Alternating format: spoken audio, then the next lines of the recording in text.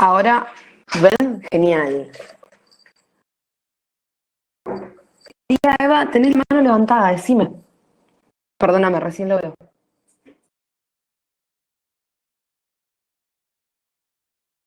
¿No? ¿Nada?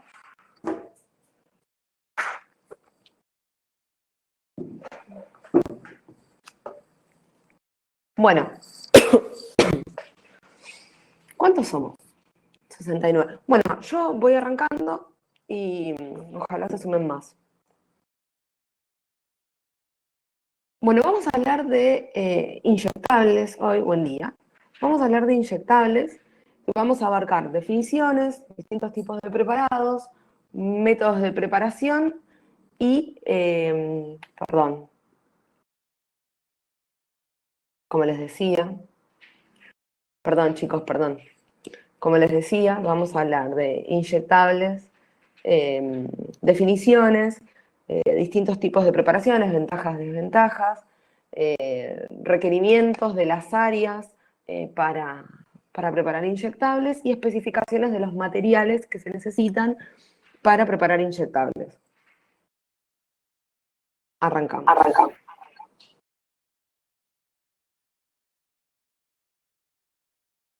Bueno, como definición, vamos a saber que los inyectables son formas farmacéuticas líquidas constituidas por uno o más principios activos que van a estar disueltos o interpuestos adecuadamente en vehículos acuosos. Estas soluciones van a ser liofilizadas y luego van a ser reconstituidas mediante un medio líquido adecuado para el proceso de aplicación.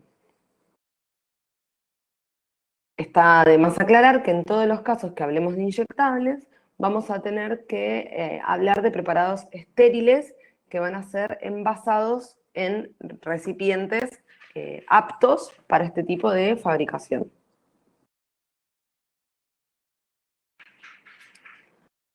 Bueno, acá vamos a tener una clasificación. Vamos a hablar de 5 tipos de preparaciones estériles para uso parenteral. Vamos a tener soluciones o emulsiones listas para su inyección, que van a ser, estas soluciones van a poder ser monodosis o multidosis. Vamos a tener sólidos, desecados o concentrados de líquidos sin excipientes, perdón, sin excipientes para ser reconstituidas en soluciones.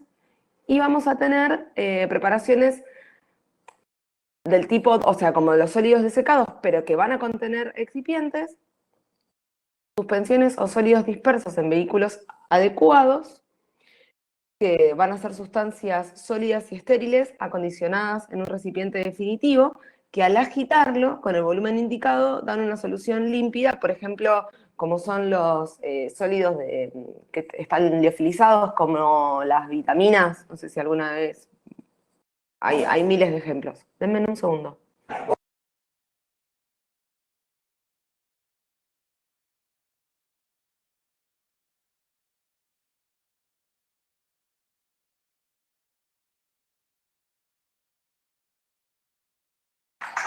Perdón, tuve un problema de interespecie.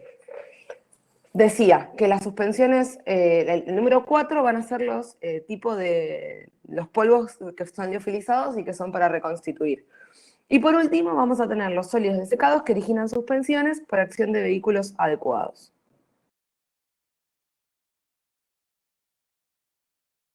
Bueno, las condiciones de preparación. Digamos, hay que tener algo en cuenta cuando vamos a hablar de inyectables. No importa cuál sea la clasificación que vimos antes, sino que hay que tener en cuenta que van a ser preparados, que van a estar destinados y van a ser inyectados al torrente sanguíneo. Entonces, vamos a necesitar que cumplan rigurosas normas de procedimientos. Por este motivo, vamos a tener que tener en cuenta determinados controles que se le van a hacer y determinados cuidados a la hora de formularlo. Por ejemplo, el método de elección cuando se desea una acción, o sea, ¿por qué vamos a querer usar un inyectable en lugar de un comprimido o un jarabe u otra forma farmacéutica? El método va a ser, o sea, vamos a elegir utilizar un inyectable porque vamos a obtener una acción más rápida, completa y segura. Va a ser factible ajustar la dosis al mínimo requerido para cada caso. De esta manera vamos a poder disminuir las reacciones secundarias, riesgos de sobredosis, intoxicaciones, etc. También es importante recordar que la vía hipodérmica es insustituible para la dosificación de drogas y que son afectadas en sus estructuras inactivadas al tomar contacto con las enzimas digestivas.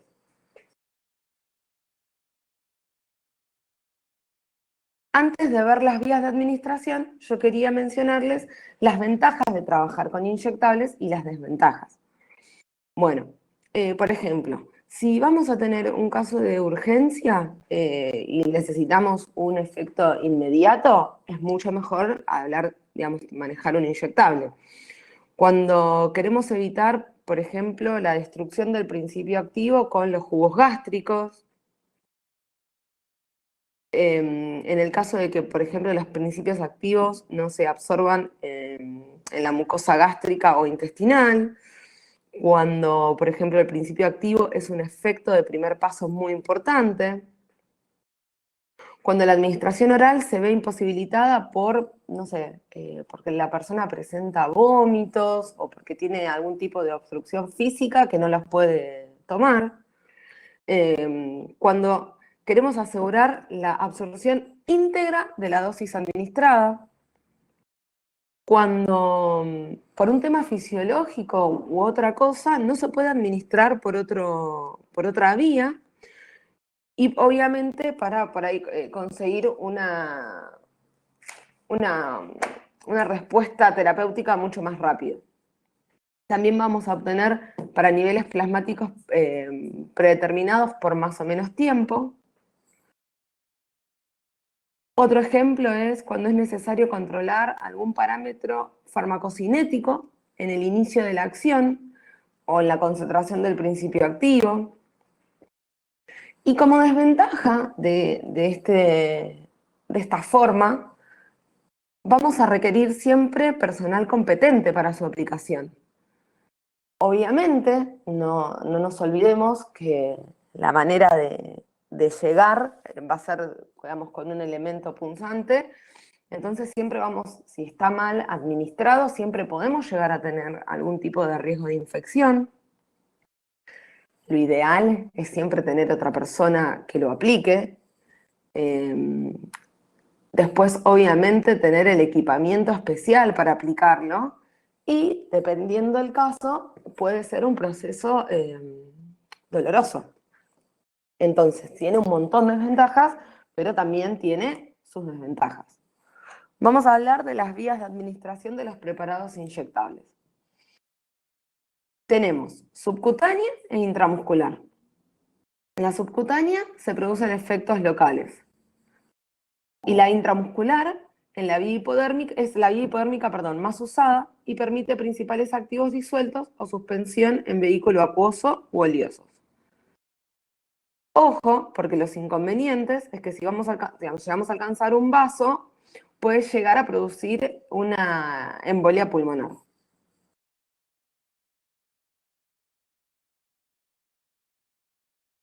Las vías de administración de los preparados inyectables. Como mencionamos antes, también tenemos la vía intravenosa, que va a ser una vía adecuada solamente para preparados en los cuales el principio activo esté disuelto en un vehículo acuoso.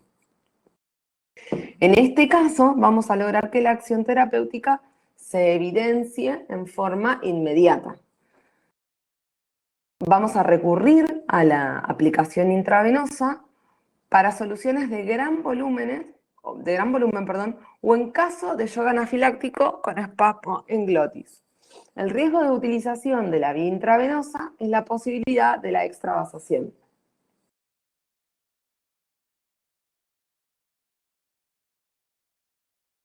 Después también tenemos la vía intratecal o subaracnoidea, que no sé si llegan a ver bien el dibujito, pero creo que sí.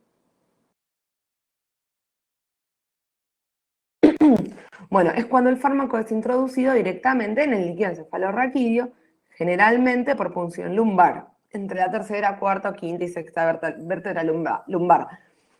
Esto es parte de la aclaración que yo les mencionaba con las desventajas. Se imaginan de que no cualquier persona puede aplicar esto, o sea, realmente tiene que saber dónde aplicarlo. Y van a ser preparados, estos preparados deben ser isotónicos o hipertónicos. Se utiliza también para anestésicos y drogas que no pasan fácilmente desde la sangre al líquido encefalorraquídeo y que pueden actuar sobre las meninges.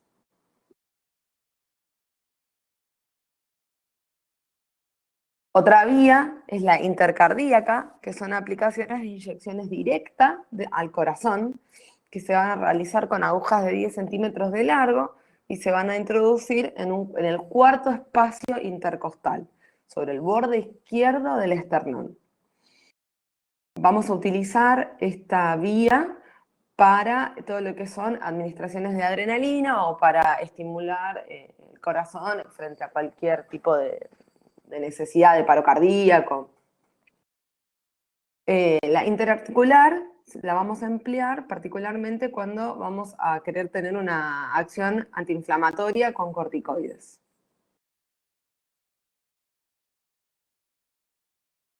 Bueno, condiciones que deben reunir los preparados inyectables. Vamos a hablar de esterilidad, de isotonía, de isodritenía, de dosificación estricta, de no provocar irritación en el lugar de aplicación, de cómo difundir fácilmente los tejidos donde aplicamos, y que obviamente el vehículo asegure la estabilidad físico-química del principio activo.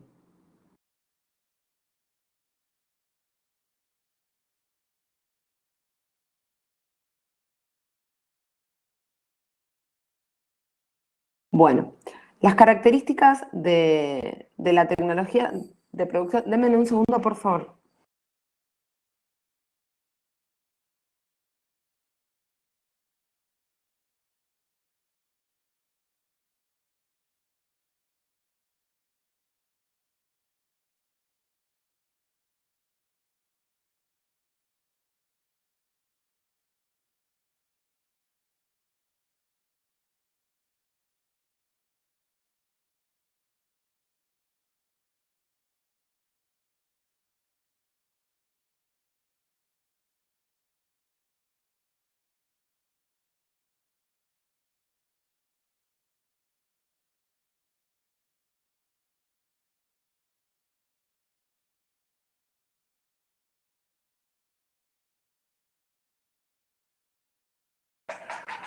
Perdón, chicos. Las características de la tecnología de producción de inyectables.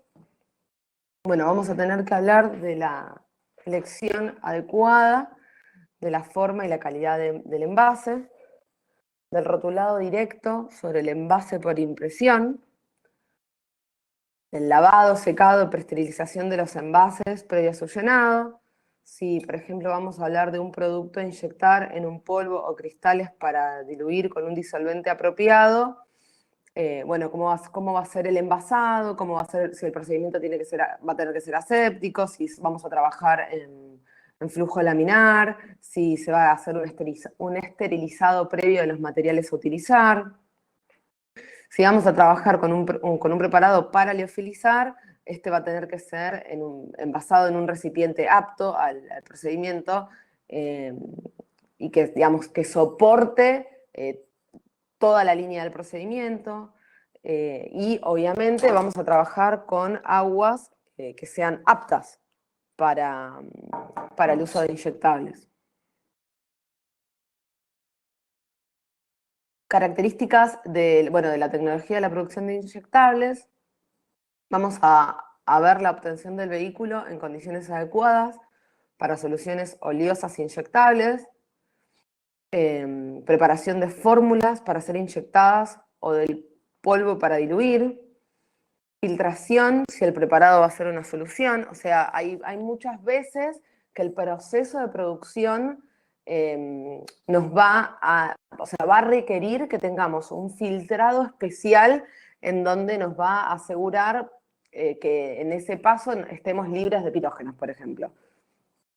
Porque, no sé, no, digamos, venimos trabajando con un proceso estéril y en algún momento de la línea productiva decimos, bueno, este proceso yo no lo puedo someter ni a calor ni a ningún tipo de los métodos de esterilización que vimos la clase pasada. Bueno, entonces trato de mantener una línea cerrada y lo voy a someter a una filtración por un nanofiltro o lo que fuese, que yo sé que eso me va a permitir no pasar ningún tipo de material, de microorganismo, material contaminante hacia mi solución. Bueno, después las preparaciones de fórmulas para ser inyectadas o de polvo. En caso de ser una solución oleosa, se deberá recurrir al empleo de calor adecuado para poder fluidificar del mismo preparado y facilitar el procedimiento de filtración. El principio activo es termolábil, todo el procedimiento de preparación y filtración y envasado lo vamos a tener que hacer en un flujo laminar y se van a tener que usar materiales previamente esterilizados y bueno, la persona que esté trabajando dentro de la cabina va a ser la responsable de asegurar el ambiente estéril dentro de ella y no generar turbulencias dentro de la misma para poder seguir manteniendo la calidad del producto. También vamos a hablar sobre, bueno, el envasado de preparados de cierre hermético por el procedimiento que corresponda, la esterilización por vapor con presión superior a la normal del preparado cuando se trate de una solución o suspensión que obviamente no contenga un principio activo que no sea afectado por la esterilización con vapor. Y obviamente se van a estar realizando controles biológicos y físico-químicos del preparado en cuestión. En líneas generales, cuando hablamos de una línea productiva en un área controlada / estéril, vamos a tener controles al principio y al final del procedimiento, pero también en el medio.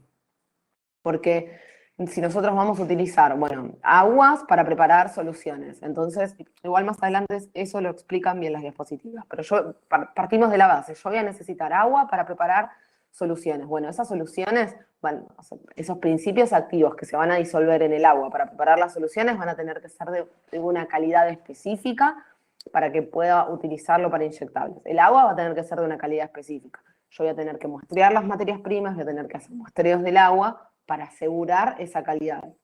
Una vez que prepare la solución, obviamente voy a tener que medir los parámetros de la solución en función a lo que yo quiera hacer y también le voy a hacer controles físico-químicos y microbiológicos a la solución. Esa solución se va a aplicar en determinado proceso y a ese determinado proceso lo voy a tener que analizar microbiológicamente o físico-químicamente, depende de lo que esté buscando, antes y después, y así por cada eslabón. Y después, obviamente, el producto final va a tener un montón de análisis, muestras, contramuestras, donde yo realmente pueda asegurar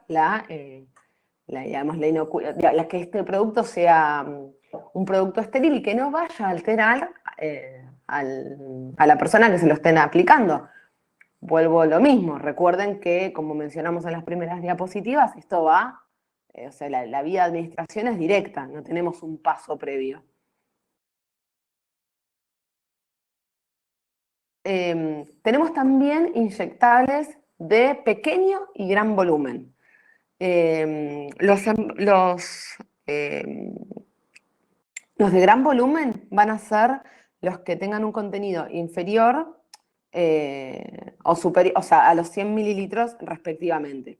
La mayoría de los inyectables de pequeño volumen van a corresponder a soluciones de un principio activo en vehículo acuoso, con o sin excipientes, y dentro de los inyectables de gran volumen se van a encontrar las soluciones genéricas de electrolitos como el cloruro de sodio, la solución fisiológica, hidratos de carbono, la solución de glucosa, dextrosa, la de rehidratación, todas esas que son un poquito más comunes, y las de nutrición parenteral, que generalmente las nutriciones parenterales ya son soluciones más complejas, en donde se hacen, bueno, hay dos maneras de hacerlas, que se hacen genéricas o a receta por cada paciente, en donde un grupo de médicos, farmacéuticos, bioquímicos trabajan para hacer una receta específica para cada paciente,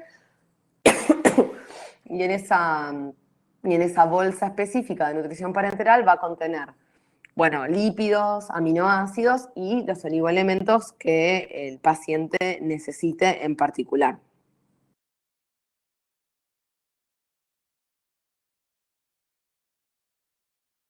Bueno, los elementos necesarios para la producción de inyectables, vamos a hablar del ambiente en los que tenemos que trabajar. Obviamente, siempre vamos a tener que cumplir con lo que son buenas prácticas de manufactura digamos, para proceder a trabajar en estas áreas.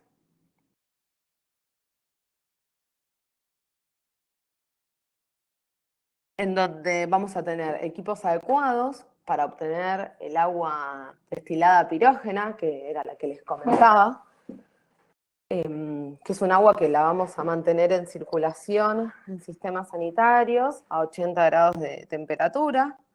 Vamos a tener que trabajar con estos principios activos que yo les decía, que van a tener que tener una determinada pureza analítica, sometidos a, obviamente, pesadas estrictas, balanzas que van a tener que estar sumamente controladas, verificadas, calificadas, en donde antes de iniciar un día de pesada, bueno, se tienen que hacer los controles correspondientes de las balanzas, con las balanzas patrón y todo eso.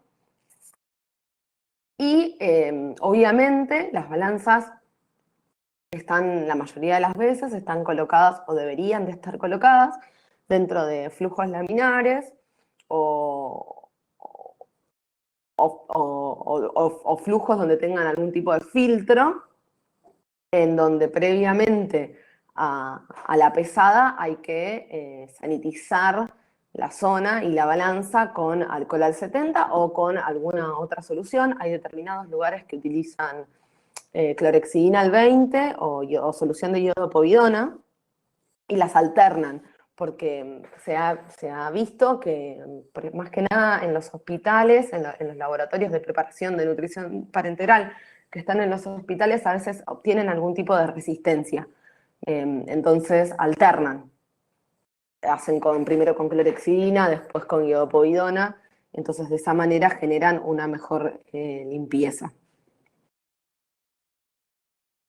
Bueno, filtración de las soluciones.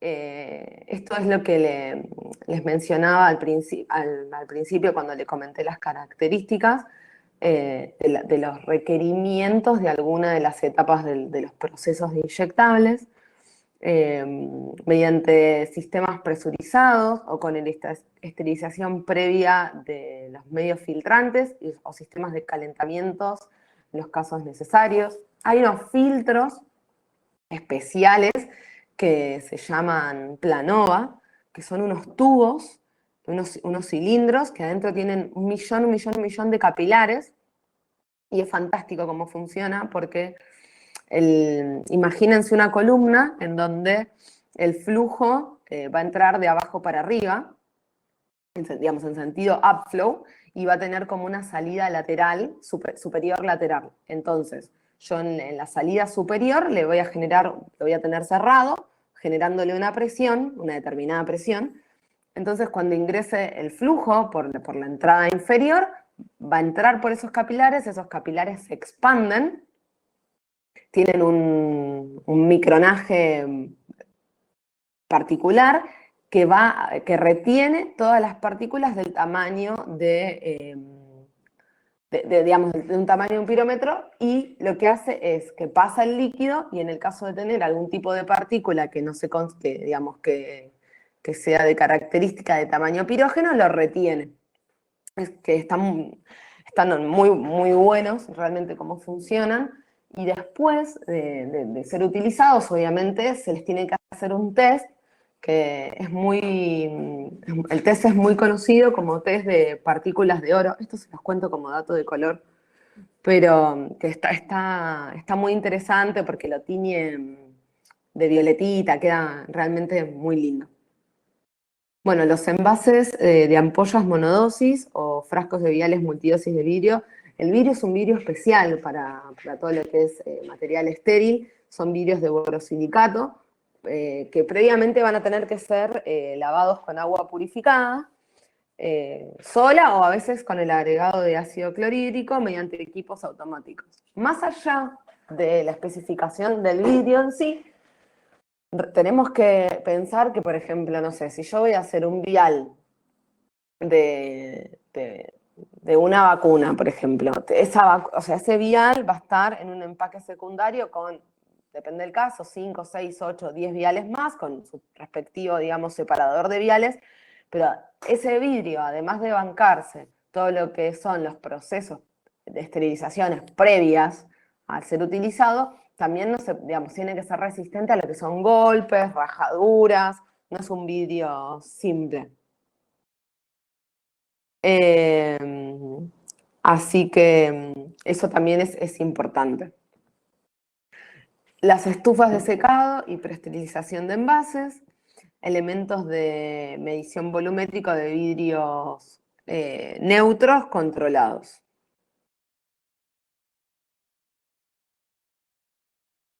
Bueno, los recipientes para contener las soluciones o suspensiones de vidrio. Edu, ahí se te escucha bien, ¿eh? ¿Se me escucha? Sí, ahí se te escucha bien. Estoy por aquí. Estaba contestando unos mails de los 160 millones que mandaron los muchachos. Buen día a todos, che.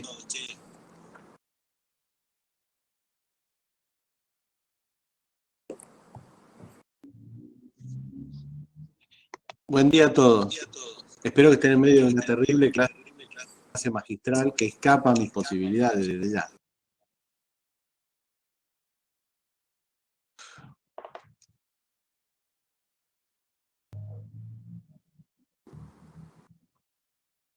Yo igual los había saludado vía chat, pero seguí adelante, por favor, Lu. Ok, perfecto. Igual, Eh, dime, me dijiste que había una pregunta que había por contestar. sí, hay una pregunta en la bandeja de entrada de una chica que no recuerdo el nombre sobre el TP número 1 de la clase pasada, que lo acabo de ver. Y ahora la perdí, pero César Damián Bonano había hecho una consulta. Si las aplicaciones intraarticular e intrabursal era lo mismo. En realidad, formalmente no son lo mismo, porque la aplicación intrabursal significa que tiene que entrar a la bolsa y una intraarticular no necesariamente tiene que entrar a la bolsita de la articulación. Depende de dónde se realice la inflamación. Ahora, la aplicación es profesional y básicamente en el mismo lugar, en la articulación, pero el movimiento de la aguja es distinto en una y en otra. Manejo propio de traumatólogo, digámoslo así. ¿Está? Por ejemplo, tal cual, cuando infiltran a un jugador de fútbol. Tal cual, en el caso de un problema, pongámosle, reumatológico, no suele ser intrabursal, pero puede ser intraarticular.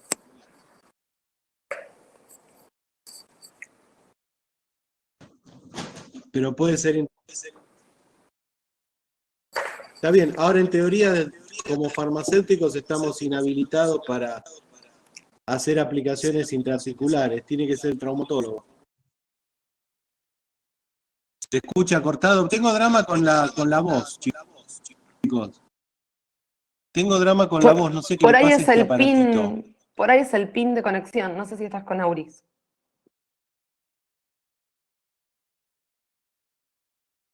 ¿Me escuchan ahora? Sí, ahí se escuchó. ¿Llego a ustedes desde el más allá?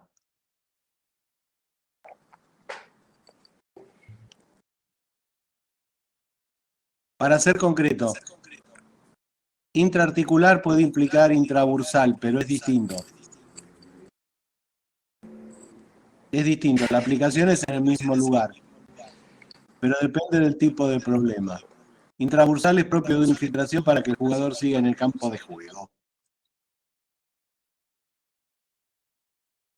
¿Está? Bueno, seguimos adelante. Yo contesté un par de Genial. preguntas en el mail del sistema. No sé si serán las mismas que se plantearon ahora, pero yo contesté un par de preguntas en el sistema. Sigamos igual, sigamos. Perfecto.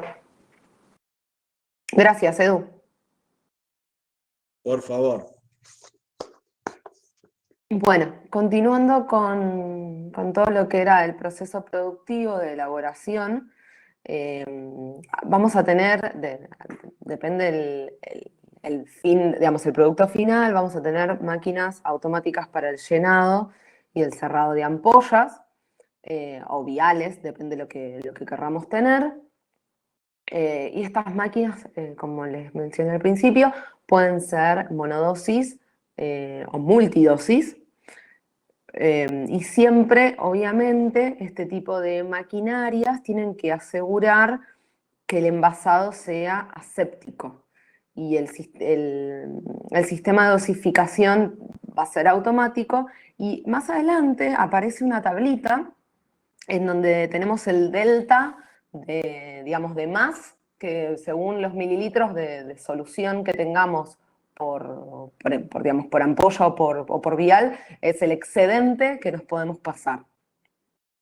Otro elemento fundamental para la elaboración de inyectables y para todo lo que tiene que ver con esterilidad son las autoclaves. Bueno, ya en esta época de la vida la mayoría son súper automáticas, pero todavía hay de las viejitas que parecen una olla de presión alargada. Y obviamente los equipos de revisión de conteo de partículas en soluciones. Ese es el video que yo les quiero mostrar, que si llegamos se los muestro. No recuerdo, creo que son 7 minutos, lo tengo acá abierto, pero se los muestro después para... Sí, son 7 minutos. Para que los vean si les interesan. Está muy bueno el video y si no, lo chusmean ustedes si tienen ganas. Bueno, ampollas monodosis. No les voy a describir una ampolla, pero las hay de vidrio, de borosilicato, son las que tienen la linita en el cuello para partir, van a venir de 2, 5, 10, 20 mililitros. Y bueno, el envasado de este producto son cerradas con una llama. Ahora hay una imagen, produciendo una fusión con el vidrio a la altura media de su cuello. Y esto que ven acá abajo es el suero fisiológico monodosis, que el envase es de un tipo de plástico que se parte y se aplica. Creo que es la que viene. No, pero más adelante viene, les prometo que viene. Frasco viales o ampollas multidosis. Claro, es esas, exactamente lo que dice Antonella. Vienen con la linita o con un punto de apertura que haces presión y se abre. Chicos, si ustedes, además, si alguien trabaja con esto o sabe del tema o quiere hacer algún comentario para sumar para todos los compañeros, obviamente, más que bienvenido, siéntanse libres de hacer los comentarios que necesiten. Pero sí, son esas ampollitas. Creo que en más de una oportunidad me he cortado con más de una. Bueno, volviendo a los frascos viales y ampollas multidosis.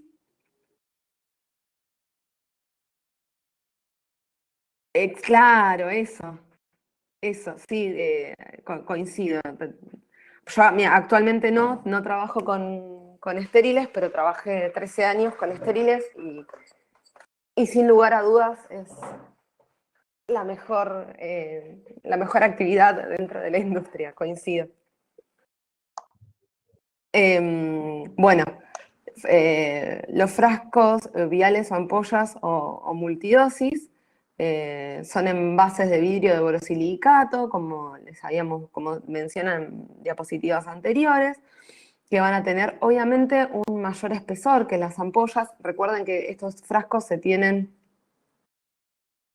a veces sí, a veces no, Diego. A veces depende de la presentación. A veces vos tenés viales que vienen en ampollas para reconstituir, tenés ampollas que las usás directamente, tenés viales que se reconstruyen con otro vial, pero se puede usar para reconstituir o para usar directamente. Depende de cómo esté diseñado el producto. Estos frascos de borosilicato, recuerden de que se tienen que bancar todo el proceso de esterilización y también son más gruesos por los roces que hay entre los frascos, o sea, realmente se la bancan. Y tienen un cuellito en donde va como una gomita y como un cuellito de aluminio que se lo denomina el crimpado, y esa gomita, septum, es donde se va a introducir la aguja y como es multidosis, genera como una apertura en donde vos colocás la aguja, pero no, digamos, como que se abre, pero no perfora. Está bueno porque no, si se da, digamos, vos podés sacar una dosis y si das vuelta al frasco, ese frasco no va a perder. Obviamente lo ideal sería que después no vuelvas a trabajar con la misma aguja. Bueno, los preparados para reconstituir. La sobretapa del vial cuenta con un sistema precortado en la parte superior que va a permitir fácil remoción para permitir la inserción de una aguja adosada a la jeringa. Lo que les comentaba antes, de ver, por ejemplo, si yo marco ahí con el mouse, ustedes ven, ¿no? Un puntito rojo. Genial. Este es el frasco a reconstituir y este es el agua estéril para inyección si la vista no me juega una mala pasada. Entonces, yo tomo de acá y reconstituyo acá. Lo ideal, cuando tenemos este tipo... Claro, sí, sí. Exacto, es como dice Víctor. El liofilizado viene con su ampolla a reconstituir y si no viene esa agua o el buffer que se esté utilizando que sea apto para esa etapa. Es tal cual lo que dice Víctor. Lo ideal, en este caso, es que si yo tengo que reconstituir este frasquito con 5 mililitros de agua para estéril y este frasco tiene 5 mililitros, lo ideal es que yo tome esos 5 mililitros de una sola vez y lo reconstituya.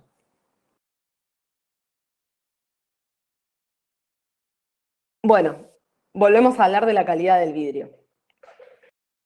Es indispensable, es realmente muy importante que cumpla determinados requisitos que le otorguen la calidad adecuada.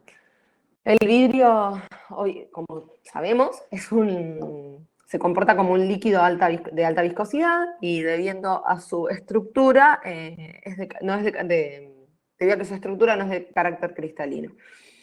Químicamente es óxido de silicio que va a formar una red. Es por eso que lo podemos calentar y se puede fusionar sí, con el cierre de las ampollas. Vamos a elegir vidrios de borosilicato. La marca comercial es Pirex. Es la misma marca de los materiales de laboratorio que son aptos para calentar. Claro, claro.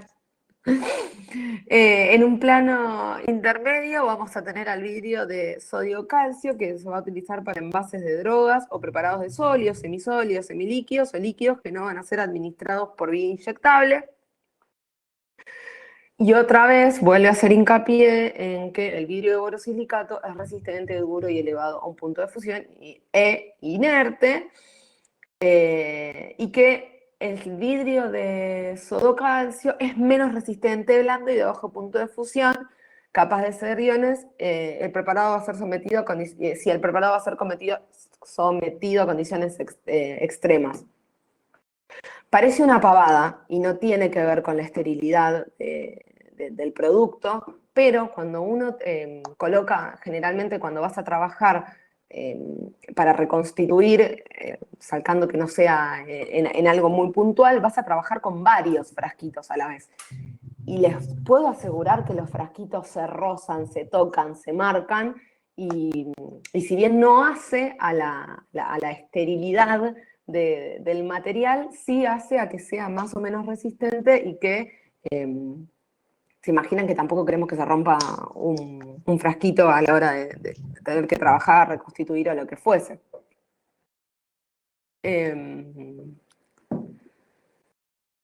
Bueno, también, como dice acá, se puede utilizar envases de vidrio sodocalcio, que bueno, van a tener un tratado especial y no van a ser sometidos a esterilización por vía húmeda con una presión superior a la normal, en especial cuando se van a envasar soluciones oleosas o preparados en polvo liofilizados.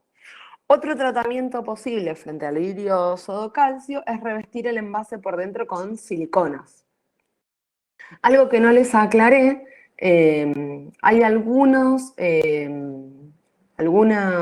ampollas y algunos viales que, además de las características del vidrio, tienen que tener un color caramelo para preservar de la luz al componente que esté en su interior. Seguramente eso lo vieron, es bastante común. Bueno, exacto, para los fotosensibles.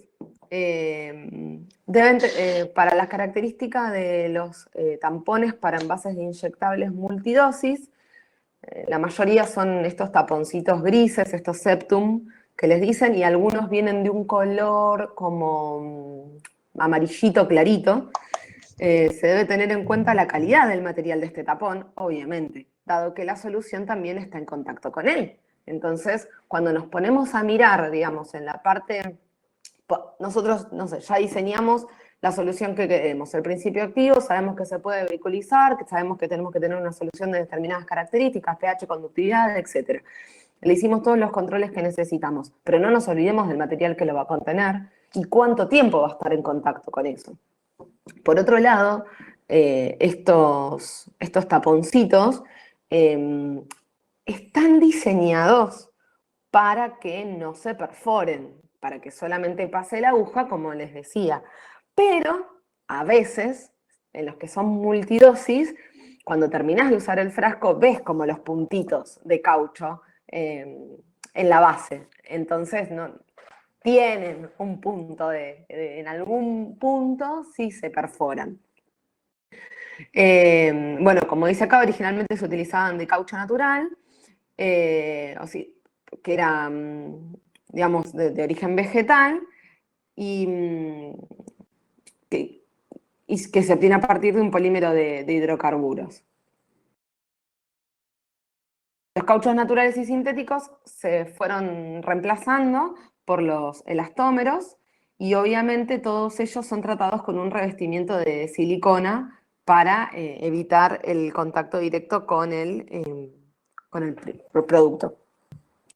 Este revestimiento que va a tener este taponcito va a impedir la posibilidad de desprendimiento de partículas cuando se introduce la aguja. Eso es en la teoría, en la práctica a veces pasa, más que nada en los frascos multidosis, en los monodosis no, pero en los multidosis a veces pasa, o a veces también pasa que estos taponcitos están diseñados para utilizar un grosor de aguja, y bueno, a veces por porque no hay, o porque, no sé, por otros factores, se utiliza una aguja más gruesa y es medio un sacabocado. Bueno, se me tildó. Ahí. Ahí está. Secado y preesterilización. Una vez lavadas las ampollas, antes estábamos hablando de lo que eran los vidrios de los viales, ahora seguimos hablando de los vidrios de las ampollas. Una vez que son lavadas, las ampollas son colocadas boca abajo en estufas que accionan un calor seco y van a obtener una circulación de aire. Estas ampollas se van a tratar durante 2 horas a 170 grados centígrados, de forma tal que vamos a generar un proceso de preesterilización en seco. Si las ampollas han sido rotuladas por grabado en su cara exterior antes de ser llevadas a lavado y secado, esto es debido a que las extremas condiciones de temperatura que son sometidos. Se deberán revisar antes de llevarlas al proceso de llenado para controlar, obviamente, que este grabado no se haya borrado, que sea legible, que esté completo. Al principio, digamos, el primer hincapié que se hace en la producción de todo, ¿no? Pero el primer hincapié que se hizo en las diapositivas cuando hablamos de los puntos a tener en cuenta eran las buenas prácticas de manufactura. Son realmente muy importantes porque uno que por ahí está todo el día haciendo esto ya sabe que esta ampolla es así o asá, pero siempre tengamos presente que esto va a estar destinado a las manos de un paciente o de un enfermero médico que va a ser administrado por un paciente y que no podemos dejar nada librado al azar, ni la dosis, ni el lote, o sea, toda la información tiene que estar legible, clara, no borroneada. Bueno, pueden ser utilizados otros vehículos en la preparación de inyectables, ya sean solos o combinados con agua. Los vehículos no acuosos van a ser utilizados en la preparación de inyectables, se dividen en oleosos y no oleosos y su utilización es cuando el principio activo no es soluble en agua. El principio activo tiene una baja solubilidad en agua. El principio activo es soluble en agua, pero se hidroliza con facilidad descomponiéndose. El principio activo es soluble en agua, pero se desea retardar su absorción en el organismo.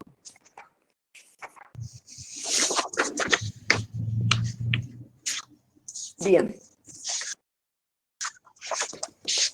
Los vehículos oleosos.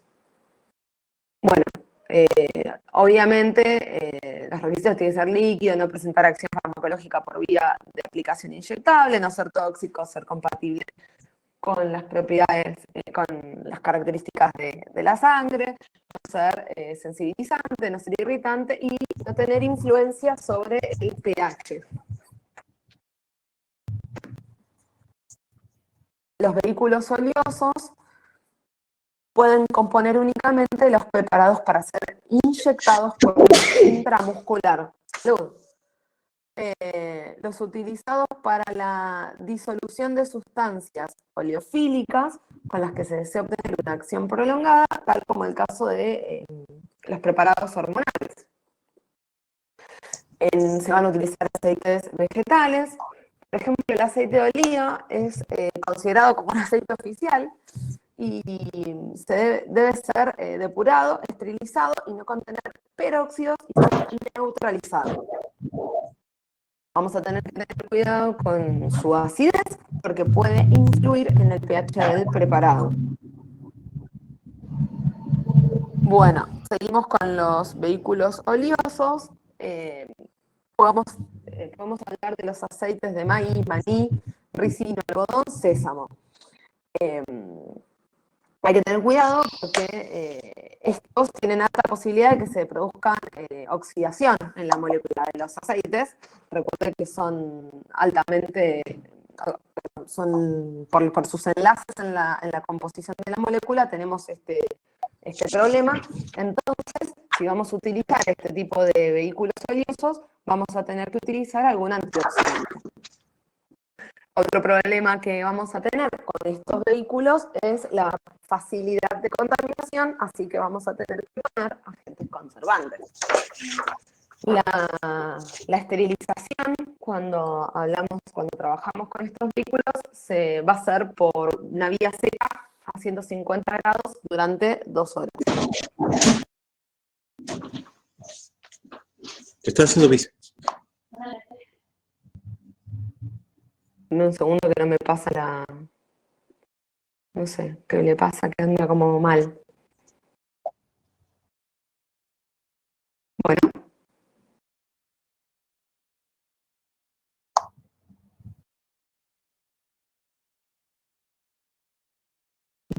Me salí y volví a entrar. ¿Me escuchan o no? Perdí todo, me parece. Sí, genial.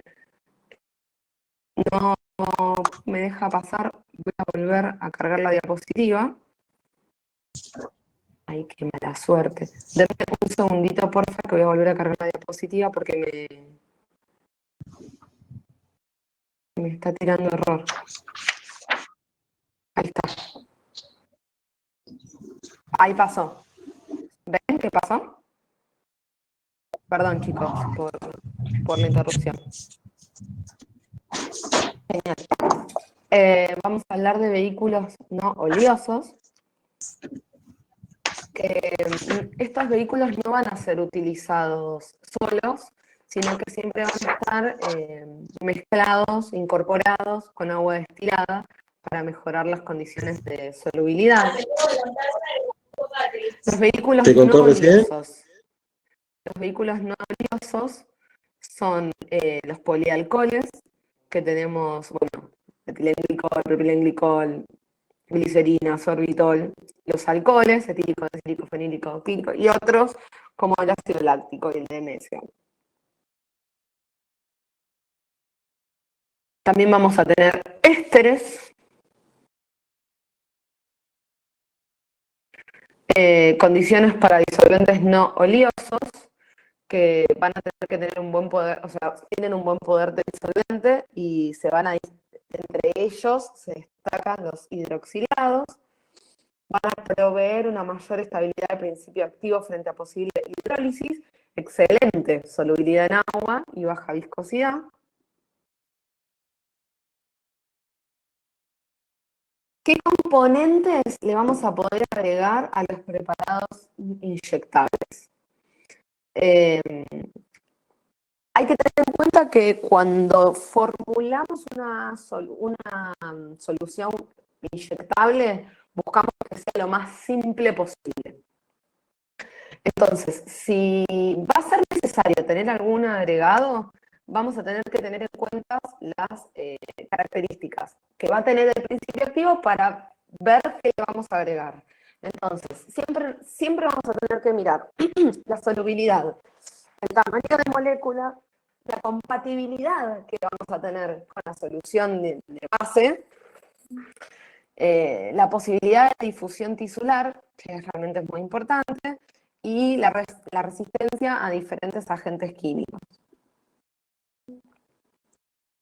En general vamos a hablar de coadyuvantes en soluciones estériles cuando la solubilidad de la actividad farmacológica del principio, o sea, cuando necesitamos mejorar la solubilidad de la actividad farmacológica del principio activo o cuando necesitamos mejorar su estabilidad o la difusión tisular.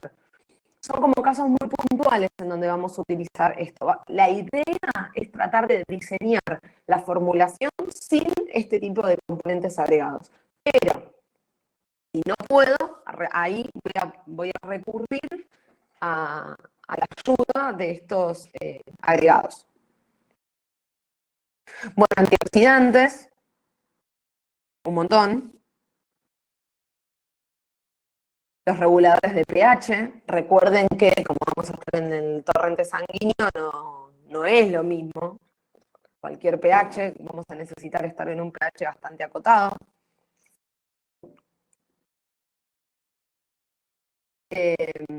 Acá tienen, por ejemplo, el rango de pH que manejan estos principios activos.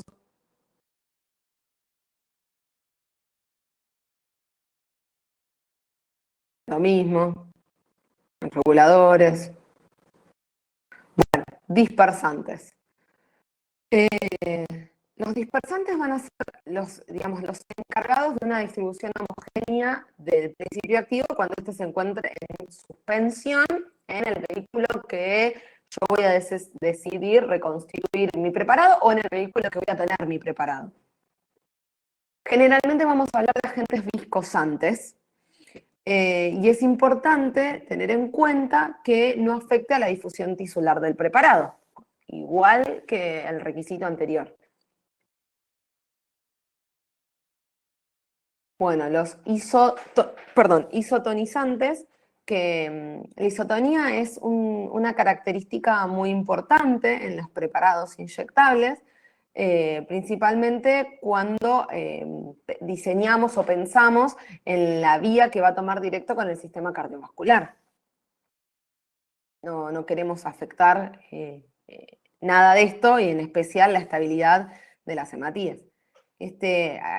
Digamos, estas características van a tener que ser tomadas muy en cuenta a la hora de pensar en la formulación de los inyectables, en especial los de gran volumen, que si se acuerdan al principio eran la solución fisiológica, la dextrosa, los aminoácidos, los que generalmente van por goteo durante X cantidad de horas. Entonces, realmente no podemos permitirnos una desestabilización en el cuerpo. Por eso es muy importante la regulación de la isotonía. Como menciona acá, para la regulación de la isotonía, a lo que más se recurre, la primera opción, digamos, es el uso de cloruro de sodio. Bueno, los estabilizantes. Vamos a tener estabilizantes propiamente dichos como estabilizantes y estabilizantes coadyuvantes. Los estabilizantes como estabilizantes de manitol y después clorhidrato de papaverina y el sulfato de morfina. Y los coadyuvantes, el número 1 por excelencia, el ETA, que o sea, bueno, en Pharma el ETA lo van a ver en todos lados y la mayoría de los packaging que tengan en su heladera, si lo leen, tienen ETA, porque, bueno, nada, es fantástico. Agarra todo, pero va a fijar metales como el cobre, magnesio, que estos metales son los encargados de descomponer principios activos que se utilizan para proteger, digamos, todo lo que es diazepam, vitamina 1, adrenalina. Complejantes. Son agentes, obviamente, que van a formar complejos con la base medicamentosa empleada, como por ejemplo el caso del benzoato de bencilo con la cafeína. Antisépticos. Los antisépticos los vamos a utilizar para asegurarnos la estabilidad cuando no podemos emplear un sistema de esterilización. La condición fundamental de los antisépticos es la selección del medio protector, digamos. Y siempre vamos a tener que verificar 3 parámetros. Las incompatibilidades, la vía de aplicación. Si se fijan en la mayoría, en el 90% de los puntos que mencioné, siempre se habla de la vía de aplicación, de que sea dispersante, de las incompatibilidades, de la viscosidad. Siempre vamos a hablar de lo mismo, de no modificar la isotonía. Siempre recae en lo mismo. Y obviamente las concentraciones del agregado. Los valores de riesgo dado para los medios posibles de aplicación son en un fenol un 5%, en el clorobutanol un 0,5%. Acá lo tienen puesto bueno, no, de mayor a menor, más o menos, sacando el nitrato. Bueno, para la preparación de inyectables por filtraciones de soluciones. El método de elección de los medios líquidos para ser inyectados en el filtro por medio de placas es un sistema hermético presurizado en el caso de los cuales preparados puedan ser llevados a esterilización. Cuando se trata de soluciones que contengan un principio activo termolábil, se va a recurrir a una filtración por medio de placas estériles. Hay tecnologías ahora que en estas etapas en donde, digamos, por ahí en la etapa productiva en donde no se puede esterilizar, se utiliza tecnología single use de sistema cerrado. O sea, son de tecnología de un solo uso de sistema cerrado, en donde por ahí de una etapa a la otra tiene que pasar por un filtro, en donde por ahí el filtro propiamente en sí ya viene como esterilizado de origen, se incorpora a este sistema de un solo uso en cabina de flujo laminar, asegurando que no pierda esta condición de origen que trae el filtro, y se acciona mediante una bomba peristáltica o una bomba lobular, depende del producto, y se pasa, no sé, del filtro hacia otro contenedor para otras características. La parte de los filtrados es a veces la parte más compleja de asegurar la esterilidad de esa etapa y la esterilidad del producto. Por eso es muy crítico y es muy importante las buenas prácticas de manufactura, como mencioné al principio, y súper reiterativa, pero, y por sobre todas las cosas, el correcto manejo del analista, operario, lo que fuese, que esté dentro del flujo laminar. Es muy importante saber trabajar dentro del flujo laminar, no generar turbulencias, no pasar por adelante del flujo. La calidad de los filtros, más adelante hay diapositivos de los flujos, pero la calidad de los filtros, digamos, las calificaciones de los filtros, las validaciones periódicas, los análisis microbiológicos que se realizan dentro del flujo laminar, la limpieza del mismo, para todas estas etapas que no pueden, digamos, asegurarse la esterilidad 100%. Bueno, el llenado de envases, como habíamos dicho antes, debe adecuarse al tipo de preparado. Habíamos mencionado lo de que se cerraban las ampollas por calor, que, a ver, hay que adecuarse. Si vamos a hablar de una formulación que resiste el procedimiento de esterilización, el envase va a tener que ser, digamos, el envase va a tener que tener un lavado previo esterilizado. En el caso de las ampollas, o que vamos a utilizar agujas para llenado, la cual van a tocar este líquido, va a ser conveniente que sea un líquido que esté envasado en filtrado, desde un contenedor de capacidad variable, acero inoxidable, vidrio borosilicato, todo lo que ya mencionamos anteriormente. Las máquinas automáticas que se van a condicionar para el envasado de ampollas monodosis, bueno, pueden ser de diferente dosificación, de 2, 20, ampollas multidosis o viales de 20 a 100, o sea, vamos a tener monodosis de 2 a 20 y multidosis de 25 a 120. Cuando vamos a envasar una solución que tiene un principio activo fácilmente oxidable, en líneas generales, se van a utilizar ampollas monodosis. Y estas ampollas monodosis, estoy leyendo tu pregunta, Diego, perdón, no la había visto antes. ¿Son tipo cápsulas esos filtros? Sí, son tipo cápsulas esos filtros. Generalmente son filtros cerrados, que las membranas cambian su poro, y a veces, dependiendo del producto, se hace tipo tren de filtro, que va de poro más grande a poro más chico. Claro, y también a veces ese líquido se mueve por nitrógeno o por aire comprimido. Es tal cual lo explicó Juan Pablo, es así.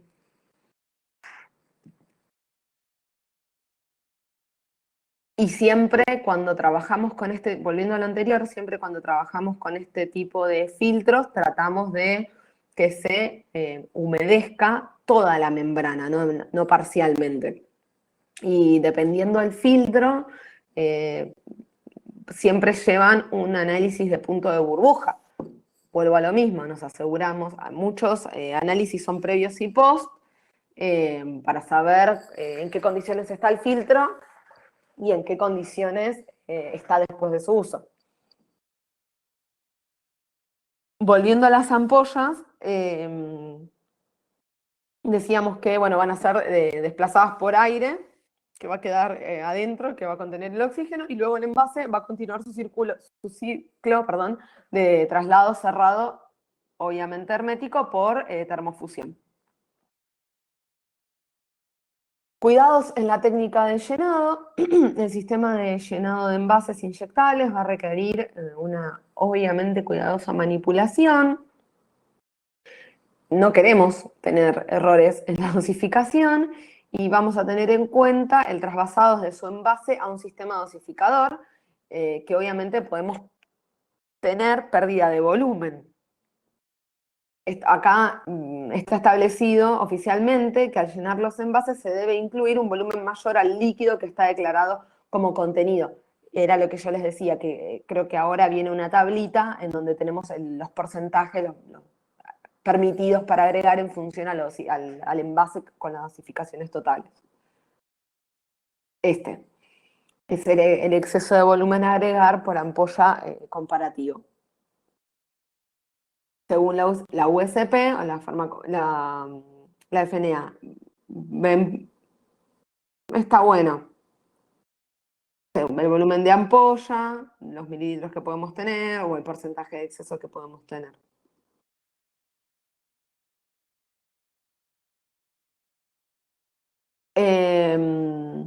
Bueno, el envasado de suspensiones se debe operar con envases de mayor capacidad, obviamente, por lo mencionado anteriormente, y recuerden que vamos a tener que tener una agitación adecuada antes de la aplicación. Entonces, tenemos que tener la posibilidad de poder agitar y en el caso que requiera, resuspender bien. Envasado de líquidos. El envasado manual de ampollas no debe tener cuidado, obviamente, ¿no?, de mojar el cuello de la ampolla, porque al momento, recuerden que lo cerrábamos por calor, entonces si está mojado, no me va a fusionar bien, no se va a generar esa red que va a terminar fusionando el vidrio.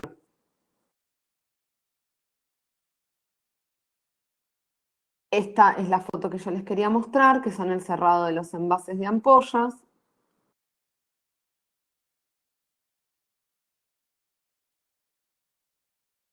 De que se ven como acá agarra, estira, sella, y cómo queda terminado. Se agarra, estira, sella. Bien. El cerrado, el crimpado que hablábamos antes, de los envases multidosis, o cómo corresponde cerrar el taponcito con el crimpado, con el dispositivo. Obviamente todo esto después lleva un control para ver si se cerró bien.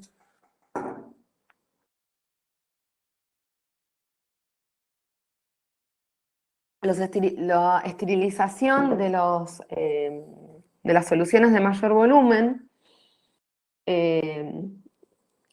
algunas, por ejemplo, van a estar en envases que no son de vidrio, que son de un plástico, entonces van a tener otro tipo de cerrado. Y las soluciones que son esterilizadas mediante autoclaves que actúan con presión superior a normal, van a operar a una temperatura a 120 grados durante 20 minutos como mínimo, utilizando equipos totalmente automatizados. Procedimientos asépticos. Cuando el principio activo es termolábil, no vamos a poder utilizar procedimientos estériles y vamos a tener que usar procedimientos asépticos para la preparación de esta solución. Entonces, ¿qué vamos a hacer? Vamos a esterilizar todos los materiales previamente. Depende del material, van a ser esterilizados por los métodos que vimos en la clase pasada, y después eso se va a manipular dentro de una cabina o campana de flujo laminar. Las soluciones que vamos a utilizar van a tener que ser filtradas, como mencionamos anteriormente, y dentro de lo que sea posible, cuando se adicione a la solución un agente conservador, este va a tener que apoyar mayor estabilidad y seguridad biológica del preparado sin modificar las condiciones que mencionamos anteriormente. Bueno, esto es una cabina de flujo laminar. Digamos, estas son las patitas, esta es toda la cabina, el techo, la iluminación, y la persona va parada o sentada, dependiendo de la altura. Bueno, acá tiene la superficie de trabajo, acá.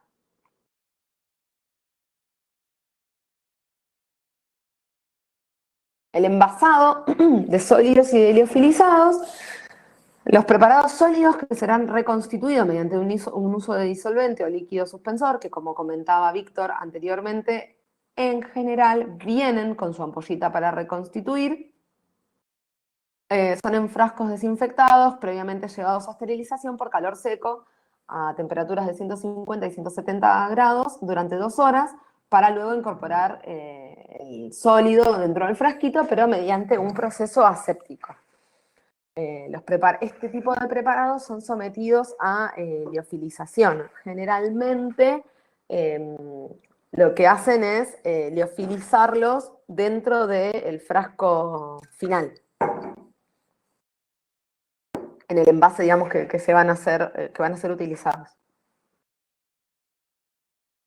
Tratamiento de las soluciones oleosas. Las soluciones oleosas van a ser, obviamente, producidas bajo flujo laminar, y todos los materiales que se utilicen para su preparación van a tener que ser esterilizados mediante calor seco. En determinadas circunstancias se puede recurrir al empleo de menores temperaturas, alargando el tiempo de exposición de esta esterilización. Bueno, esta es un esquema de un flujo vertical de la sala de preparación de inyectables. Mismo. Tenemos la entrada de aire fresco, acá. El perfil de aire, el secado de aire, calefacción de aire, refrigeración de aire, ventilación, bueno, la iluminación obviamente, los filtros de alta eficacia, acá los filtros de alta eficacia, y la salida reguladora de aire, acá, y bueno, la persiana de trabajo, que cuando no estamos operando la tenemos baja, y dependiendo el tipo de producto a manipular, esta persiana va a tener una altura de trabajo estipulada. Generalmente esa altura debería de estar descrita en el SOP o POES, como le digan, del procedimiento de la etapa productiva. El control de preparado inyectable. Bueno, obviamente vamos a tener que cuidar la calidad de los ambientes, material, equipo, la calidad del disolvente, principios activos, envases, procedimientos y todos los controles de calidad habidos y por haber, como les comentaba, de principio a fin, del proceso global, del proceso general, de principio a fin de cada etapa, y dependiendo de la criticidad de la etapa, controles intermedios. Vamos a hablar de las características y de los controles de aguas para inyectables. Como ustedes saben, el agua es el disolvente más común utilizado para la preparación de inyectables, y las condiciones que debe cumplir debe cumplir las condiciones descritas en la Farmacopea Argentina, tanto como para agua purificada como para agua inyectable. Las aguas para inyectables son de mayor calidad que las aguas purificadas. Bueno, la calidad del agua, obviamente se le tiene que hacer una prueba oficial de piretógenos, que bueno, se hace, lo ideal es hacerlo en conejos, pero la mayoría de los laboratorios le hacen LAL actualmente. Bueno, las ventajas de este tipo de pruebas, bueno, es la prueba de toxicidad, la sensibilidad del conejo, obviamente, y bueno, nada, prueba larga y cara por el material personal, los productos reactivos, etcétera, y personalmente opino que el maltrato al animal. Obtención del agua para inyección, estas características la pueden ver escrita como FWI o WFI, que es el agua para inyectable, que siempre, digamos, vamos a partir de agua potable obtenida de la red o fuente confiable, vamos a tener ablandadores, vamos a tener resinas purificadoras, un ultrafiltrado y despirogenizado y una última destilación que va a pasar por un circuito, por un loop de equipos múltiples. El tratamiento para agua WFI va a ser obtenida y cuando finalmente esta esté obtenida se va a pasar por filtros de diámetro de poro de 0,22 para ser almacenada en tanques de acero inoxidables sanitarios. Este poro en particular es el poro que a nosotros nos va a asegurar la calidad del agua. Y se va a mantener en una circulación constante durante 80 grados centígrados. Bueno, el ensayo del AL. Este procedimiento es in vitro y va a estar basado en la prueba de aglutinación y codificación de la USP. Este principio activo es extraído de un animalito que parece un crustáceo, pero en realidad es un artrópodo. No sé si lo ubican, es bastante feo el bicho. Pero bueno, es una prueba muy sensible que va a manifestar la reacción entre las ínfimas cantidades de endotoxinas bacterianas. Si puedo compartir, a ver si puedo compartirla, les muestro una imagen de este animal bastante horrible. Bueno, las características de... No me deja.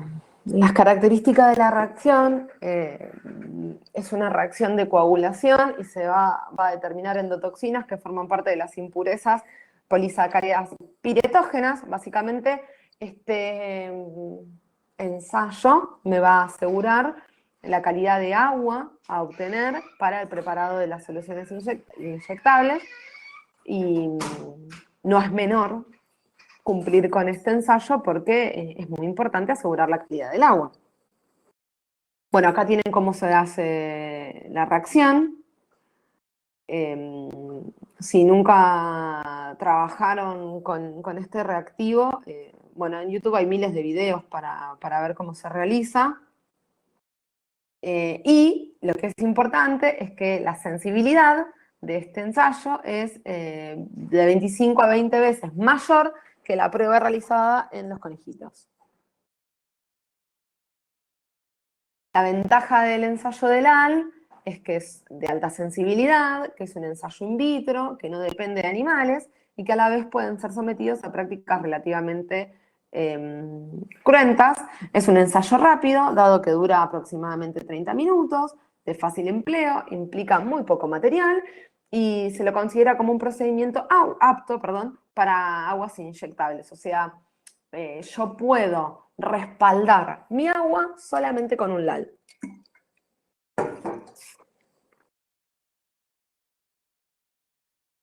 Las desventajas de este ensayo es que va a detectar casi con exclusividad las endotoxinas gram negativas, pero obviamente no va a dar idea de la toxicidad del producto. O sea, solamente me va a decir si está apto o no apto, pero no me va a decir la toxicidad del producto. Y obviamente tenemos reactivos inhibidores de este procedimiento, que son los citratos fosfatos, contrastes radiográficos iodados y la polimixina B. O sea que si ustedes saben que en la formulación van a tener alguno de estos componentes, no es viable realizar el LAL. No es seguro en realidad, sí es viable, pero no pueden confiar en ese resultado. Los controles a realizar, bueno, otra vez, parezco un disco rayado. la calidad del agua como vehículo, la calidad de los componentes de la formulación. Tenés que optar por otros ensayos. Nunca me tocó trabajar, no tengo experiencia en trabajos en donde no se haya utilizado el LAL, siempre trabajé en plantas estériles y por suerte siempre se usó LAL, pero entiendo que podés hacer LAL digamos, sustentar tus resultados con ensayos anexos, y todavía la realidad es que hay laboratorios que utilizan conejitos, pero son los mínimos. Es importante saber que a la hora de pensar en una formulación vas a tener esta complejidad. Por ahí lo que te conviene tratar de cambiar es tratar de eliminar esos componentes de tu principio activo. Sí, en cosmética es terrible.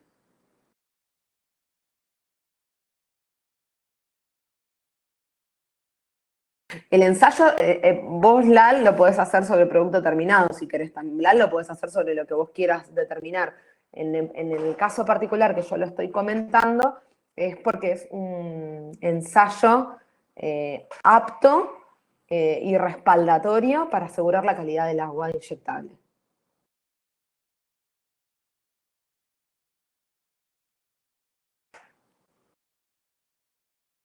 Pero sí, muchas veces también se hace para producto terminado, depende de los ensayos, pero para aguas casi seguro.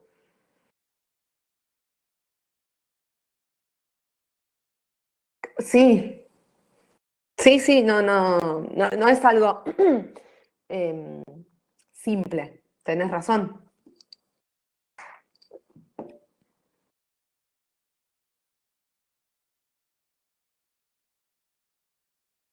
Bueno, quedan pocas diapositivas, chicos, les prometo que...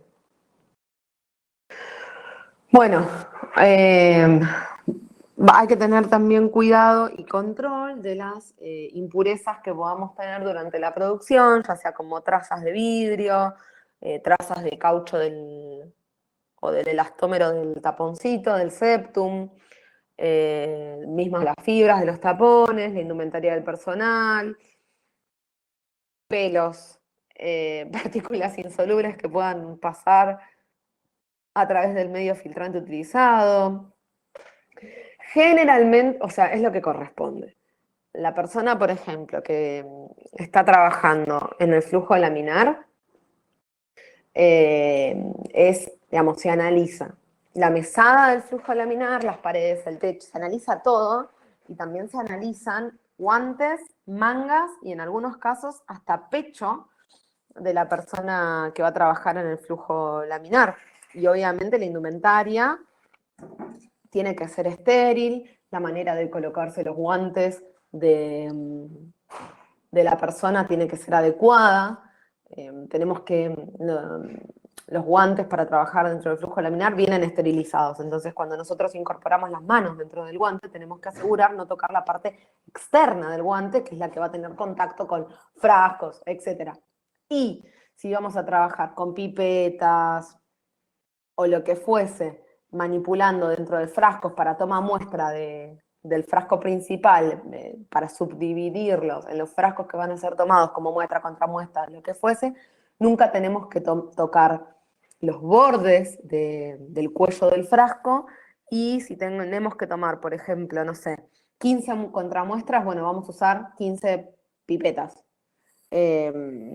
O eso debería de ser lo correcto.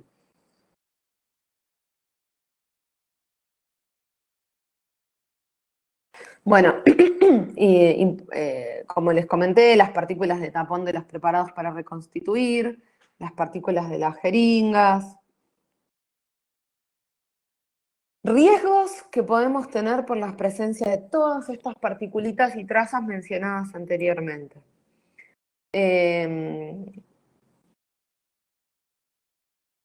No, cuando hago referencia a flujo laminar, no. Yo trabajé en laboratorios que producían entre 300 y 500 litros de principio activos de API y yo trabajé en la parte de producción, en la parte final, adentro del flujo laminar, y te clavabas 6 horas sentada en el flujo, filtrando el producto final, filtrando el API y tomando, sin exagerarte, 45, 50 contramuestras. No, no, a escala grande. Obviamente para pequeña escala también, pero no, no.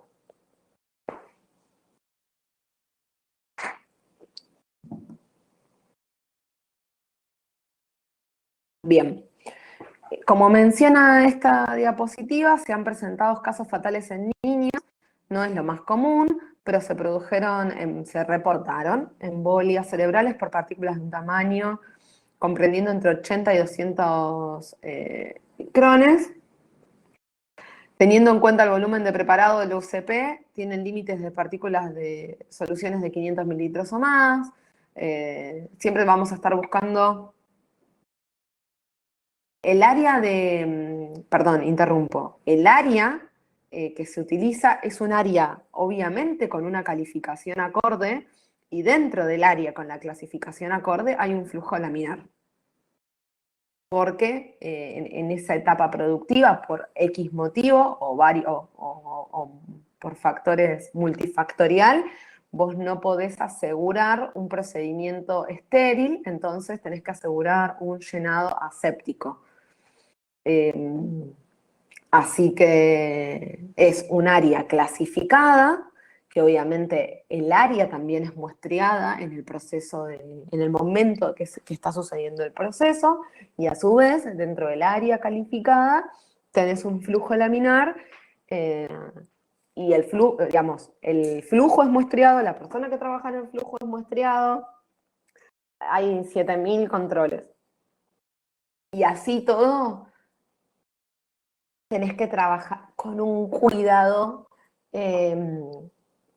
personalmente, donde en los lugares que yo trabajé en flujo laminar, no, durante el tiempo que yo estaba dentro del flujo laminar, siempre trabajé sentada, pero no podía apoyar el antebrazo, o sea, no se puede, en teoría, apoyar el antebrazo en la base, digamos, del flujo, en la mesada del flujo. En algunos casos, en la mesada del flujo se coloca un campo estéril y en otros no. Pero, y ponele, en donde yo no colocaba un campo estéril, dentro del traje estéril que yo me ponía mangas estériles y doble guante estéril. En el caso que yo colocaba un campo estéril para trabajar, no me ponía mangas estériles, sino sí traje estéril y doble guante, como siempre. Pero en ninguno de los casos podía apoyar el antebrazo en la mesa de trabajo del flujo laminar. Movimientos súper lentos, sin generar, exactamente como dice Mónica, súper lentos. No podés generar turbulencias, no podés tener obstrucciones entre la línea de flujo de aire y el elemento aperturado que tengas en el momento, siempre trabajando medio de costado, nunca de frente, o sea, nunca obstruyendo el aire de frente. Igual, por ahí, para los que no, por ahí suena como embole o como muy meticuloso, es divino. No, para mí me encanta, es divino, está muy buena. No, pero bueno, es como todo, por ahí depende de lo que te guste. Por suerte la industria es muy amplia y hay para todos los gustos.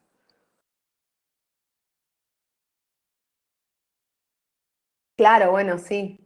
Una paz, si tenés que armarte de paciencia, la espalda tal cual, ¿sí? Es bastante incómodo. Y ni te cuento que a mí me ha pasado que por ahí de varias horas eh, te contracturás, te acalambras.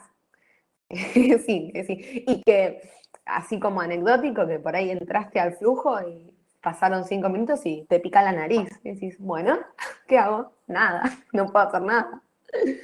Pero reactores de gran volumen, sí, obvio, pero por ahí el llenado es de un reactor de gran volumen, eh, que pasa, digamos, a un llenado en el recipiente en el cual va a ser... Siempre trabajé en empresas que, digamos, el producto final era una API. Entonces, por ahí, el producto final tiene que ser transportado en contenedores de 2 litros. Porque sí. Entonces, esos contenedores de 2 litros, de 3 litros, de 4 litros, de 20 litros, lo tenés que llenar adentro de un flujo laminar.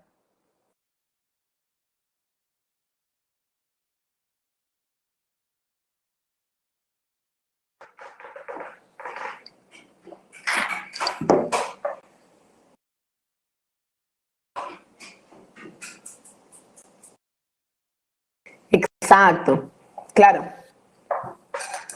Y a veces, bueno, depende, esa obtención de API en el envase final para ser transportado hacia la empresa que va a llenar las ampollas, viales, lo que fuese, por ahí, no sé, se liberaba eso a los, te pongo un ejemplo, ¿no? 30, 35, 40 días cuando estaban las estabilidades. Y en ese periodo se congelaban a menos 20, menos 70, dependiendo del producto.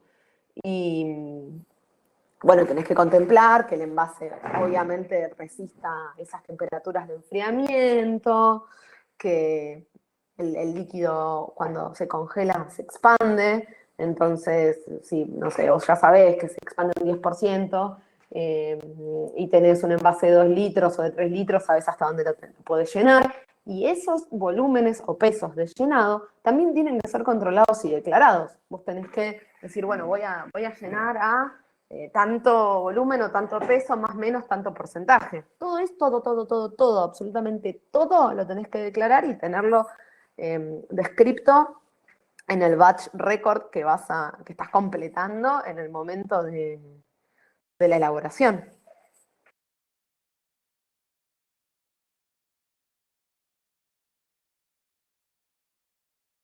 No, porque no en los casos que yo conozco. Por ahí hay algunos casos que yo no conozco. Pero generalmente a eso, hay que filtrar en el medio.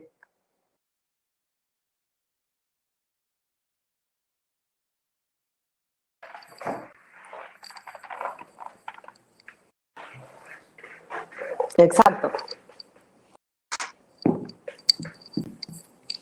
Bueno, como otro control visual, tenemos el control de partículas, que se hace sobre una mesada blanca y lo que se hace es mover la bolsa que contiene la solución sobre luz y, digamos, se la pone, después se la levanta, se la pone recta, se la gira de golpe, y algo que siempre se visualiza, o que en realidad es lo que se busca, cuando vos tenés una solución y la agitás, ya sea en una botella, en una bolsa, lo que fuese, la agitás, la tenés de manera vertical, la agitás y la das vuelta, siempre van a ver las burbujas generadas por la agitación suben y las partículas bajan. Entonces, por más de que tengan una partícula, un pelito ínfimo, transparente, que no sea de color, se ve enseguida, porque vos ves todas las burbujitas subiendo y la partícula se ve perfecta, baja. Bueno, en ese caso, dependiendo de lo que esté descrito en el proceso, o se segrega, o se refiltra, o se va a un reactor de reproceso, dependiendo de lo que esté escrito. Pero sí no pasa control de calidad, ¿no? Y esto acá que mencionas, que los observadores deberán turnárselo de un lapso determinado para no evitar el cansancio visual, eso es cierto, después de un tiempo no ves, o sea, no es que no ves, pero dejas de percibir las partículas o de tener esa minuciosidad a la hora de analizar partículas o lo que fuese dentro de las bolsas, botellas que estés mirando. Bueno, el método visual, control de partículas, esto es netamente operativo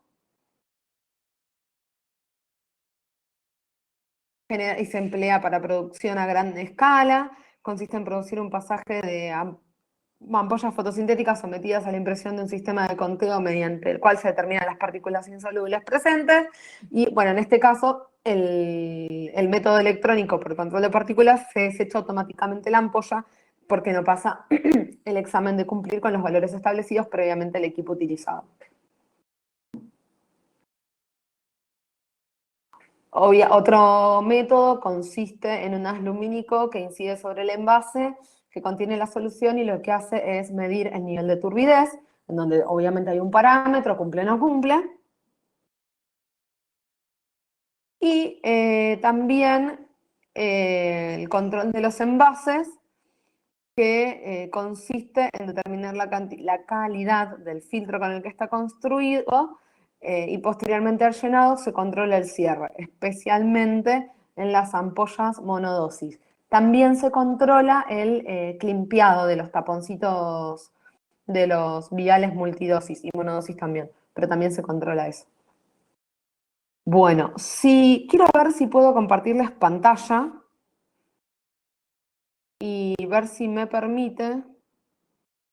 Denme un segundito, por favor. Quiero ver si me deja compartir pantalla y mostrarles este video. A ver si puedo.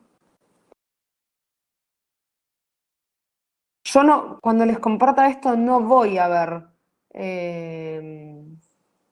la pantalla, así que si no se llega a ver, por favor desmutéense y avísenme porque no veo.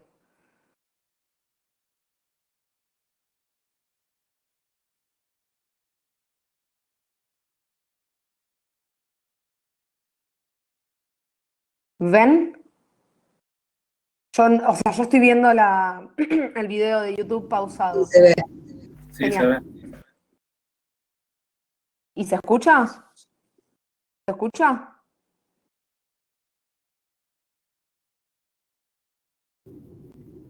Está pausado.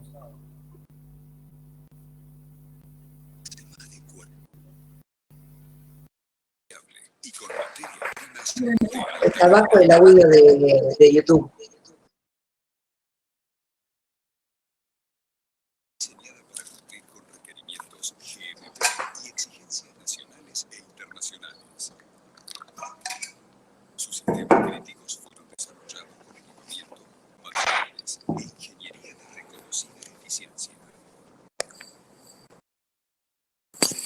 Vertical distingue en cada planta las distintas etapas productivas en un flujo unidimensional con separación física de materiales y personal. La eficiencia de nuestros procesos supone el cuidado de las materias. El sistema de generación de agua totalmente automatizado brinda SP32. Dosis inversa y electrodeionización. Obtenemos agua purificada BW.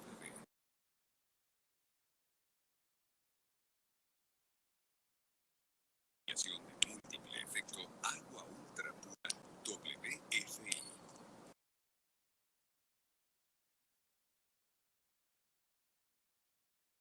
El agua se mantiene en un loop de régimen turbulento. Evita la formación de biofilm.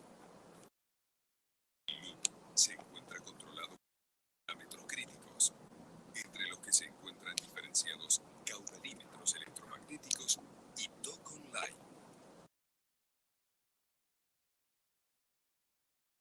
7 unidades de tratamiento de aire generan aire libre de partículas, logrando condiciones higiénicas óptimas en toda la planta. Distribuye flujos de aire en áreas separadas, evitando riesgos de contaminación y permitiendo sanitizar ductos y filtros de forma independiente, sin alterar la producción. Gracias a los diferenciales de aire en cascada, las áreas críticas se mantienen limpias, eliminando posibles contaminaciones de partículas.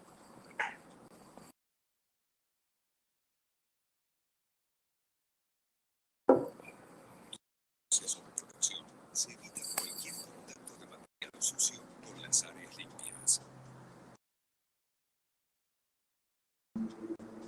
Los envases son lavados y deshidrogenados a 250 grados en esterilizadores de entrada.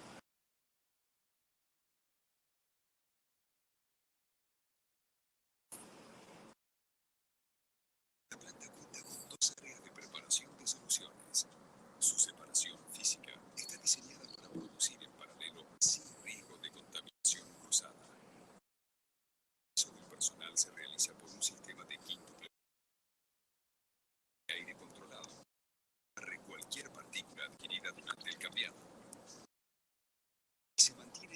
diferenciado del ingreso de materiales.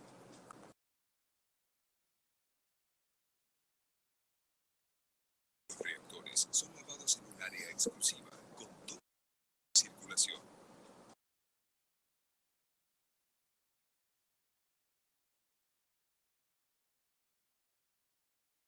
La operación se realiza en condiciones de seguridad controlada.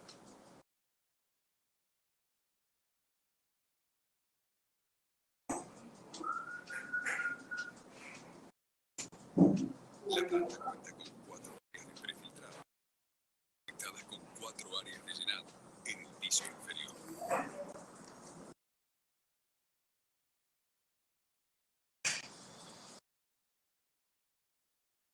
Gracias a este diseño, el reactor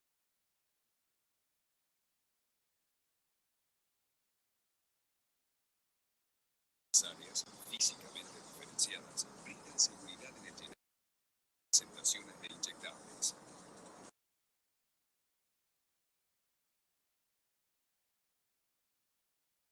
La dosificación de la solución se realiza bajo un flujo de 100 partículas.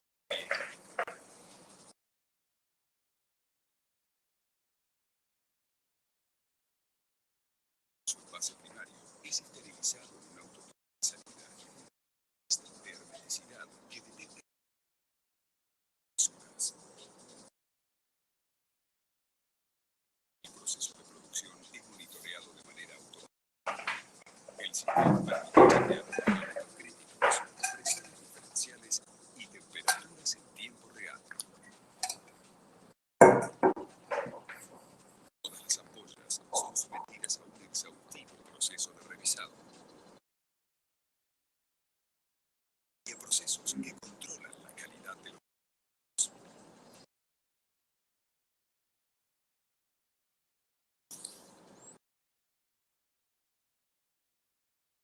salas de empaque diferenciadas, lo que garantiza la total separación de los productos para su expedición final.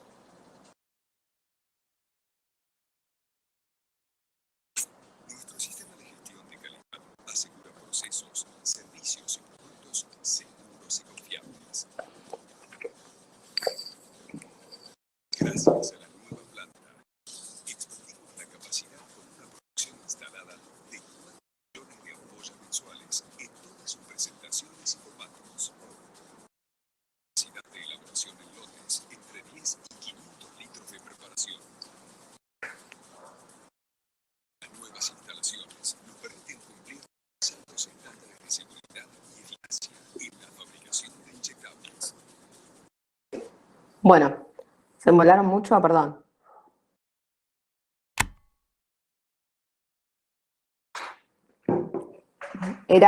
Igual tienen el link de este videito, está en las diapositivas. Espero que les haya gustado la clase, que no se hayan aburrido. Sé que fue un poco larga. Ahí trabajo yo, Lucía. El video ese es de mi trabajo. ¿En serio? Sí, Govinovac. Mirá, qué Conozco- bueno. De repente me empezaron a parecer parecidas las plantas. Pero yo esos pasillos los conozco. Sí, conozco todo eso. Mirá, qué bien. ¿Dónde está la planta físicamente? En Wilde. Ah, mirá. Mirá, mirá. Bueno, Me acá sirve. tienen a quién preguntarle entonces.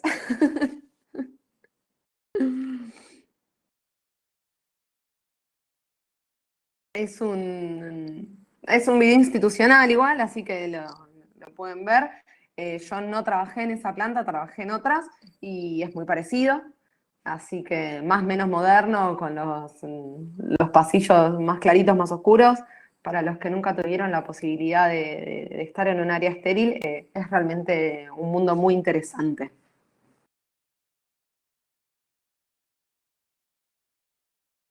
Así que si no tienen ninguna duda, chicos, por mí doy por concluida la clase.